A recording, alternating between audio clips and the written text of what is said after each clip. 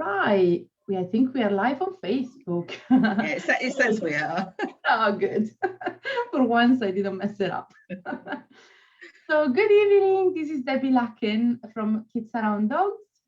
As you know, Kids Around Dogs is an association of dog trainers and behaviorists across the UK that specialize in working with children and dogs to live happily together.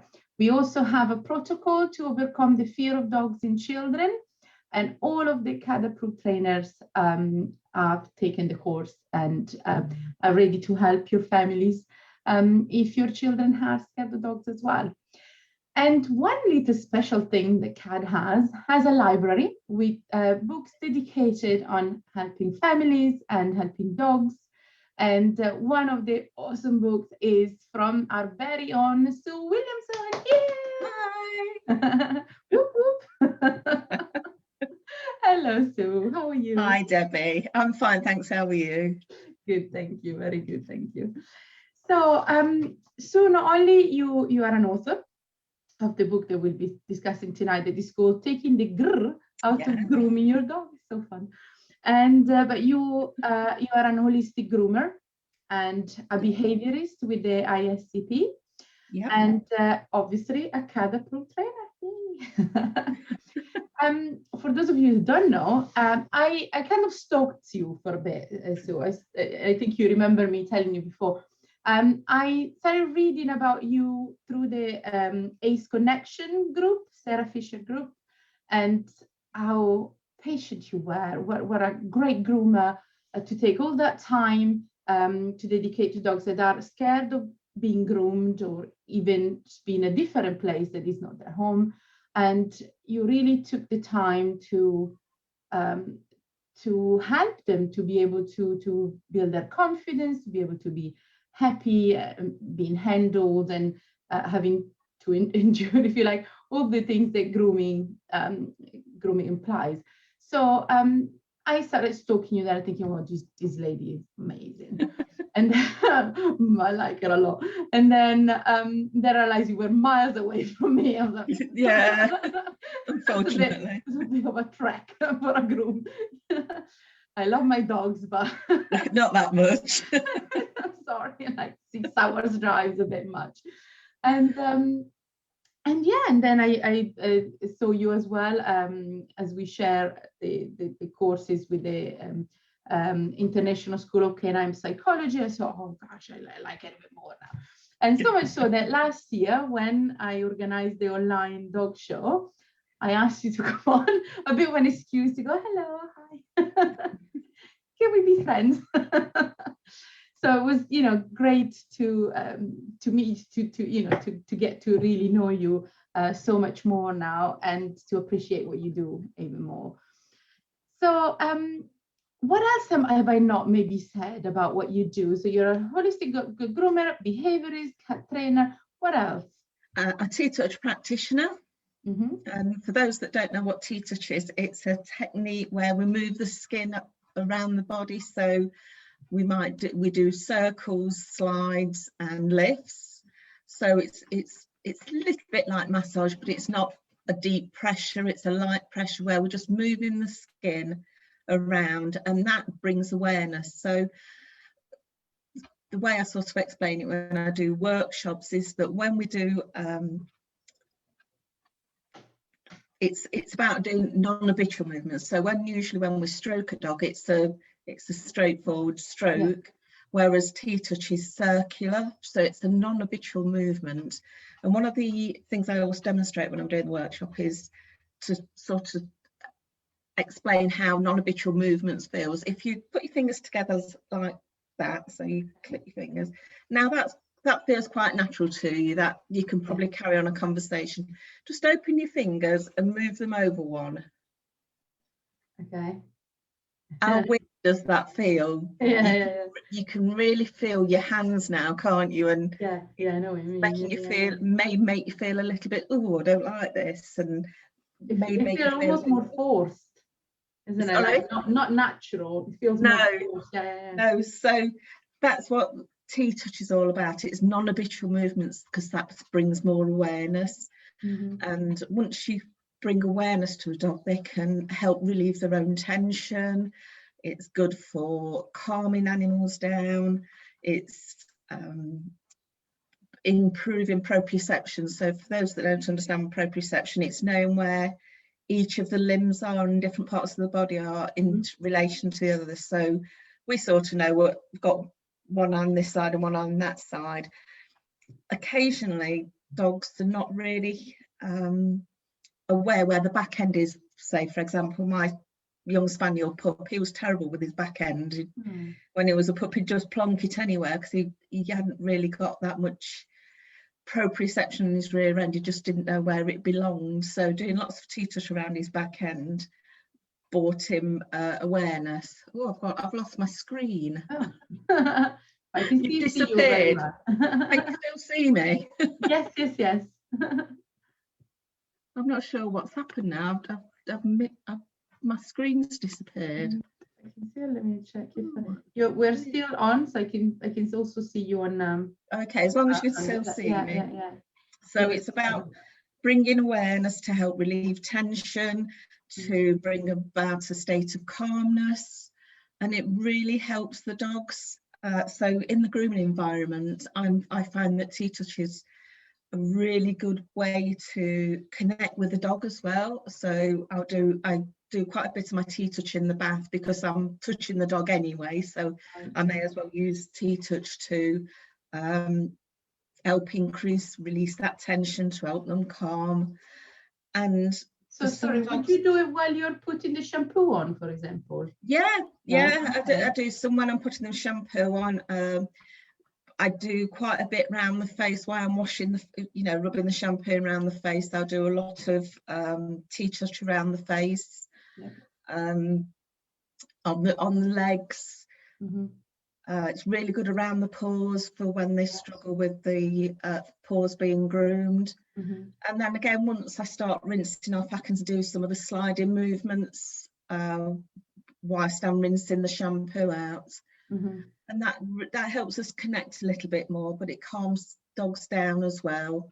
And it just gives me information as well. So if I'm touching a dog in a certain place and I notice the skin twitch, that tells me that when I use the clippers or a brush on that area, to just be a bit more careful and mindful around the area, because they might have some tension, they might have an old injury, they might just be a little bit insecure having that area touched. So it just gives me a little bit of additional information as well. So when you take on a new client that you know is going to be nervous and things like this, do you also ask for like a medical history? Do you try to get some information from a client about the health of the dog? Yeah, I ask about any known health issues, because I find if I start off by saying straight away, oh, you've got to have your dog checked out by a vet before I'll groom, then that puts a lot of people off. So I do ask about, if they've got any known health issues, but I also ask about any behavioural issues the dog's got. So do they resource guard? Do they have separation anxiety? Do they bark at strangers? Trying to think of other things that they might have. Yeah, are they touch sensitive? Do they not like being stroked? So I start to build up a picture of what the dog may struggle with before they come. I never groom a dog the first time it visits me, and sometimes I don't even touch the dog the first time it visits. I use something called ACE Free Work, which is part of the ACE Connections package. So they come in and I put lots of different surfaces on the floor. So there'll be things like licky mats, snuffle mats, bits of cardboard, bits of rubber, bath mats, a screwed up towel. One of my tunics I wear for grooming, I'll screw one of those up and throw treats in that as well. So there'll be a range of different treats. And then on the licky mats, I'll put things like Four's Glade peanut butter cheese spread, and I always check with the guardians first that there's no allergies. Particularly with the peanut butter, I check that there's no allergies in the family as well, because I don't want a dog going home having eaten peanut butter and then go and lick somebody that's got a peanut allergy. Yeah, that's a good point. So they always come into the salon first and they do this free work session. The guardian stays as well, and that gives me an opportunity to point out any issues I think the dog's got that they might not be aware of. So whilst they're doing free work, because they're free, they've got no collar and harness on, they can move the body more easily. You can start to detect little bits. They may be reluctant to put the feet on any of the surfaces, or I had one little Pomeranian come in, and when he was licking anything, his back end rose. All It was really strange. I'd never seen that before. Or when they're standing through, say, eating out of a snuffle mat, you might see the foot placement doesn't look quite right. So that's the sort of thing I can start talking about. You know, oh, next time you go to the vets, it might be worth mentioning X, Y, and Z. Obviously, I'm not a vet, so I can't diagnose or even say it might be X, Y, and Z. But I would just say, you know, I've just noticed that back end's a little bit weaker one side than the other, or it doesn't seem to be putting so much weight through one leg. And, you know, just discuss it with your vet next time you go. But that first session as well gives me lots of information. So some dogs come in and they go straight for the food straight away, the wolf the whole lot down. I had one come in last night and he would only eat the wet food. He wouldn't eat the dry food. So that to me tells me that he was obviously very anxious. He was pacing a lot, but the fact he could eat the wet food, the only thing I could not the only thing, but it may have been a case that the wet food smelled a lot stronger than the dry treats. Very tempting. So that was more tempting than the dry treats. But again, it may be a case of he didn't want the dry treats because it got to crunch them a little bit more. You know, had he got any mouth issues? But he didn't make eye contact with me the whole time he was here. He didn't even look my way. So that says to me, this dog is not ready for me to touch him yet. So if a dog is obvious, doesn't want me to touch them, I won't touch them on the first visit, or even second, third and fourth. I won't touch the dog until it makes it clear that it's ready to be touched. So it it's might no actually use. take quite a while to actually finish up, if you like, the grooming of a dog. It depends. Some dogs, most dogs that come to me are cockapoo type dogs, Shih Tzu, so most of them need clipping, and they can take anything between 1 and 2 hours depending on how tall they are, you know, how big they are, how they feel about the grooming process. So for some dogs that are a little bit more anxious, might give them more breaks, more time on the floor, use different techniques. So for some, I had a dog in yesterday that he doesn't like towels. He doesn't like being dried with a towel. So what I've done for him, I bought some rough and tumble drying mitts, and he absolutely loved those. So that means I can dry him with those instead of a towel. He doesn't like the clippers, so I scissor him instead of clipping him off. And also he's not keen on being groomed at all, to be quite honest. And I have worked with him a couple of years now, so we've found what works for him. So I use something called table protocol. So I have my grooming table low down so he can step on and off as he feels like it. So he'll get onto the table, I'll do some grooming, and then he chooses when he's had enough and wants the break, and he just gets off the table, goes and sits at the door for a few minutes, then he'll come back, get back on the table, have a little bit more grooming done, then he'll get down, have another little break. So he's got complete control over the speed of the groom, but I can still do him in 1.5 hours, which is pretty standard for a cockapoo. But it means I'm not stressing him out, I'm not battling with him to keep him on the table. It means I don't have to use safety aids to keep him on the table. He's got complete freedom of the pace of the groom and how many breaks he has, and that way I can keep him calm, I'm calm, because he's calm, you know, and I can, while he's having a little break at the door, I can do things like clean my bath or clean my blades on my scissors or do a bit of a tidy up. So it's not really caused me any additional time because I'm doing stuff while he's having a break. I'm doing stuff that I would do after the groom normally. And I tell you, the table protocol that is also in the book, by the way, taking the grrr out of grooming your dog, is something that I've tried after reading your book, and I've done it as well with my one of my dogs, and it was great because I literally felt that I was, because I love her so much, I let her free. So she would get up. She's normally on the sofa bed when we do this, and she then gets up and off she goes. And because I don't nag her or anything, I don't make her stay, I think she trusts me more and goes, all right, I can come back then. And whenever I want, I can leave again. Yeah. And it's great. I love that. It's fantastic.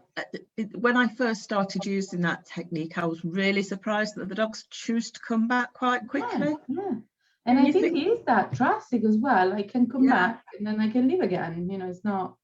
Yeah, and the nice thing about the dog I did that I was just talking about is when his guardian drops him off, he runs into the salon and jumps straight onto the table. So he knows what's coming. And I don't have to carry him in. I don't have to force him to come in the salon. He just completely chooses to run into the salon. Even while his guardian's still standing there, he will run and jump onto the table. Oh, that must be so incredible for you to see, isn't it? Yeah, I must admit, most of the dogs I groom do bring themselves into the salon now, which is so much better than having to drag them in. Yeah. That builds that. It builds that relationship up from the start rather than having to do battle with them to get them into the salon, and then it's all very stressful and upsetting as well having to do that. So surely no one would enjoy it. Yeah. So you wrote 2 books on this topic. Which one came first? To be quite honest, it was a bit of a strange one because I never planned to write a book at all. This wasn't planned. It wasn't in my business plan or in my sights to ever write a book. But I was delivering one-day workshops to groomers to teach them about talent and T-touch and some of the techniques I use in the grooming salon, so that they could probably try some of the techniques in their grooming salons to help keep dogs calm. But I was finding that very few groomers knew much about dog behaviour. So when I was talking about calming signals or trigger stacking or the autonomous nervous system, I was just getting blank faces. So I decided to build those into the workshops. And what I did after the workshops, I would write I had a set of notes and I would send them out to everybody that attended so that they could read up afterwards and just remind themselves. But after each workshop, I was adding more and more stuff. And I just, as a joke, said to my friend one day, I've got so many notes now, I might as well write a book. And she says, yeah, you do that and I'll edit it for you. So I thought, oh, well, what we got to lose, I'll just throw bits together and put stuff in there that I find really useful in the salon and what works for most dogs, and put some case studies in there as well, and add some T-touch and ACE-free work and the canine permission-based stuff. And I was only ever intending, even at that stage, to do a professional version for groomers. But I spoke to a few friends about it that are not groomers, and they said, oh no, I'd love a copy of that. So the intention was just to bring the one version out, but then just as I was just about ready to publish, and another 2 T-touch practitioners published their book that I didn't know they were writing. So I thought, oh goodness, I put all this work in and now it's not going to sell, basically, because this other book's out there. So somebody suggested to me, she said, why don't you split it so that there's a version for the guardians and then a version for the groomers, because there's a lot more content in the grooming, the professional version. So I then chose to work on the guardians version, and that was published in October 2019. And then I published the did a little bit more work on the professional version, and that was released in December 2019. So what actually turned out, you know, started as a throwaway comment, or might as well write a book, I've got so much information, actually came into 2 books. Yeah. So that's clearly there was a lot to say. And also I should add as well, in the books, you not only you describe a lot of things, but you describe them very well with photos as well. And it's, you know, it's very clear to see there is references to things as well. Like, you know, if a protocol is from someone else, you reference back, and then you can definitely, you can find the persons. That it's great. There is a lot of information, more so that I would have imagined before, before reading the book. Well, I as I thought about it, I was thinking, you know, I could include so much more in this book, but I thought the information's already out there in some format, so I might as well just reference that, and then if people want to read more around that subject, or find the person that actually devised the protocol and learn more from them, then that information is really accessible for them. Yeah, exactly. And it is also fair on the creator of the various protocols. Definitely, yes. It's brilliant. You know, it's really good. And I know you mentioned the dog yesterday, but I wonder if you do have a particular dog that you would say was your biggest achievement or the biggest success that you can remember. Well, to be quite honest, I've got lots of different successes, but they're sort of different in different ways. I've got one little, she's a case study in the books, a little Pouchon called Mabel, a little black Pouchon. She's absolutely adorable. And guardians were bringing her to me in my salon, and she was really struggling. She wasn't aggressive, but she was doing lots of calming signals, really reserved, and you could tell she just wasn't comfortable in the salon. So I suggested to them that I actually went to their house and groomed her in home. And I do that now, and she absolutely, she's one of the best dogs I groom, to be quite honest. She's fed throughout while we're grooming her. Her guardians are feeding her while we're grooming her, but she's gone from not being able to use clippers on her to be able to use clippers, which makes it a lot quicker and a lot neater. She's just adorable. But she was really struggling. It was the trigger stacking that was the problem for her, because she didn't like going in the car, and it was an half-hour journey to me. And then it was the separation from her guardians while I was grooming her, and it was the whole thing was just too much for her. So by taking out all these triggers, we just got to a point where, you know, I could groom her really easily. She was really happy in her own home.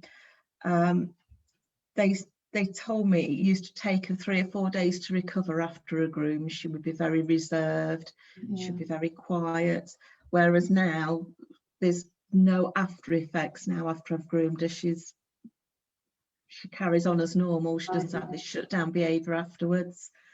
I've got other dogs that have been referred to me by other salons that have had to use multiple safety aids to keep the dogs on the table. They've used the neck aid and the belly strap, and they've probably had a muzzle on. And I've had 2 or 3 dogs now that have been like that I can actually groom without any restraints on, without a muzzle. And it's just working with each dog and guardian, finding what their issues are, what their concerns are, and taking those concerns away. So for one dog, that actually she travels 150 miles round trip to have a dog groomed every 6 weeks by me. And she was getting really aggressive with the previous groomer. So the previous groomer got to the point where she just couldn't groom her. She'd put a muzzle on, even with a muzzle on, she was too dangerous to groom. The only thing I struggle with her now is she doesn't like her front legs done. But we have found if I do her front legs in the bath with the shower running over her while I'm scissoring her front legs, she's absolutely fine. All right. So you literally have to try Really everything weird. before getting to- But the rest of it I can groom. Fine. Yeah. It's all straightforward. She just takes me just over an hour to groom her, whereas I can imagine if I used a high table and lots of safety aids and a muzzle, it'd probably take me 2 or 3 hours, because I'd be spending all my time trying to calm her down and stop her stressing. So I've got quite a few cases like that where they've been referred by other groomers that don't really know how to change anything so that it changes something for the dog. So I'm a big believer in, if you always do what you've always done, you'll always get what you've always got. So Exactly. Yeah, very true. yeah, and I call it, sometimes referred to it as the kaleidoscope effect. So you remember as a kid you had kaleidoscopes and you just turn the kaleidoscope just one click and the whole picture changed. So I think with some dogs, just changing one tiny thing can make a massive difference for them. Oh, I love this analogy. Yeah, very good. So do you have any future plan? I'm working at the moment on putting together some online courses. I've already got a Tellington teacher for dog groomers. That's already out there and being bought and hopefully being used in the grooming environment. Yeah. But I want to put all my one-day workshop, I want to put all that online, so the people that can't travel to me, or I can't travel to them because of the distance, they can do the online version instead. Oh, that's fantastic. You could also reach other countries too. Exactly, yes. So I do know that there's people, the T-Touch one, there's people from Sweden, America, Canada, France, Germany, mostly UK, but likewise the book has sold all over the world as well. Yeah, exactly. So as an author, I assume you read a lot as well. Is there any books that you one particular book that you like, or a particular author that you like? One of my favorite books is Unlock Your Dog's Potential by Sarah Fisher. All right, of course. And I've actually got 2 copies of that, because I keep one in my caravan. I've got a touring caravan, so right. I keep one copy in my caravan and one copy's at home. Oh, and it's just one of those books that every time I read it, I seem to read something different, something new. Yeah. And it's, you know, there seems more information, and I absorb more information every time. But it's very much Sarah Fisher's way, you know. It's all very gentle and trust-based, and building the dog's confidence and not pushing the dog over threshold, letting the dog come to you. So yes, that's one of my favorite books. Oh, that's fantastic. Thank you. So Sue, thank you again so much for this evening, and for being part of the Cats Library as well, with taking the grrr out of grooming your dog. I absolutely love the title. The grrr bit is maybe. Yeah. Well, in the second edition of it, I've actually put the grrr in italics, so it looks more grrr than. Freya is saying that she loves how I say grrr with my accent. Oh. So you should make that. Well, it does sound more like a growl than my grrr. I guess. Yeah. You know what? The hardest part of writing the book was coming up with a title. Oh gosh, I bet. Yeah, because lots of the different titles I came up with, one of the first ones we worked around was The Trusted Groomer, but that sort of implied other groomers weren't to be trusted. Yeah. So I was trying to find something. I was trying to find something that wasn't confrontational to other groomers. Yeah.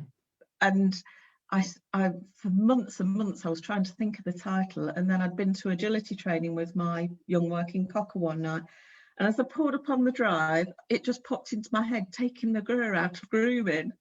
And I actually ran inside the house and wrote it down straight away, because I've got a terrible memory. Right. And I thought, I don't want to forget that, and it just seems to have hit the right note with people. Yeah, it's brilliant, and kind of sticks with you. Even if you don't remember the whole thing, You just, you know, you remember that Grrr thing and you just go, oh yeah.